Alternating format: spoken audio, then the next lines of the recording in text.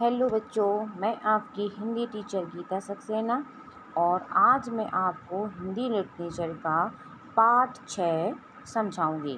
पाठ का नाम है पार नज़र के और इनके जो लेखक हैं उनका नाम है श्री जयंत विष्णु नालिनकर जी। बच्चों, यह जो कहानी है वह मंगल ग्रह के निवासियों की कहानी है।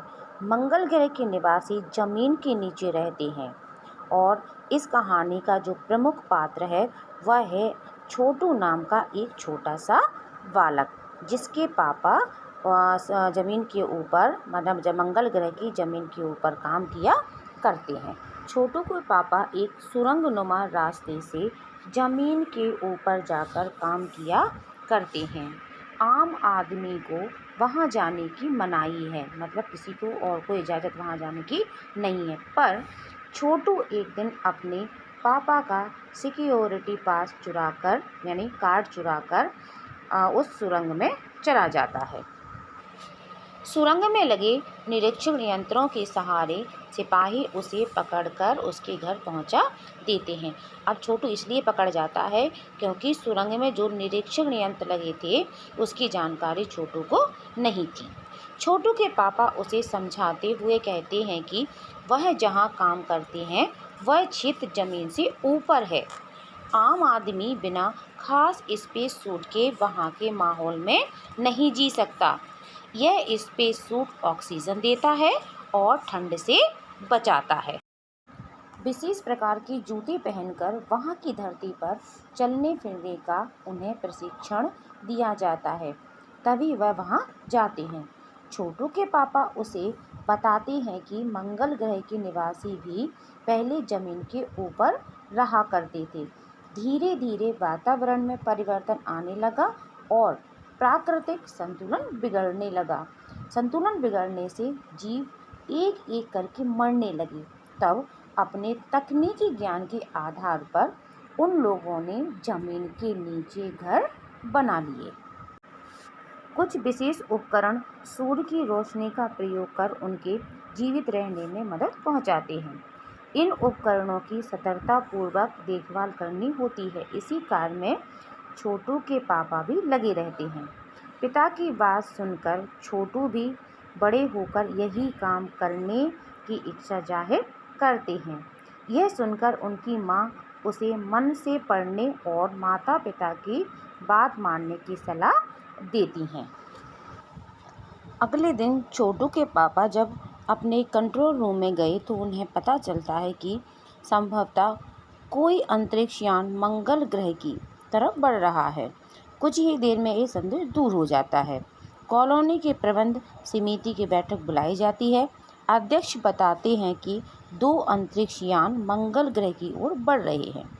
ऐसी हालत में सुरक्षा की जिम्मेदारी निभाने वाले नंबर 1 कहते हैं कि उन यानों को नष्ट कर देने की क्षमता उनके पास है, परंतु इससे कोई जानकारी नहीं मिलेगी। वह बताते हैं कि इन यानों में केवल यंत्र लगे हैं, कोई जीव नहीं है। नंबर 2 एक वैज्ञानिक है। वह नंबर 1 का समर्थन करते हुए कहते हैं कि यंत्रों को बेकार कर देने से दूसरे ग्रह के लोगों को उनके बारे में पता चल जाएगा, इसलिए अच्छा नहीं है कि वे उस अवलोकन करते रहें और अपने अस्तित्व को छिपाए रखें। सामाजिक व्यवस्था का काम देखने वाले नंबर 3 सलाह देते हैं कि कुछ ऐसा प्रबंध किया जाए जिससे इन यानों में लगे यंत्रों को इस धरती की ओर चीज महत्वपूर्ण ना लगे। अब जो वहाँ के वैज्ञानिक थे, जो कार्यकर्ता थे, उनको नंबर 1, नंबर 2 और नंबर 3 के नाम से बुलाया जाता था।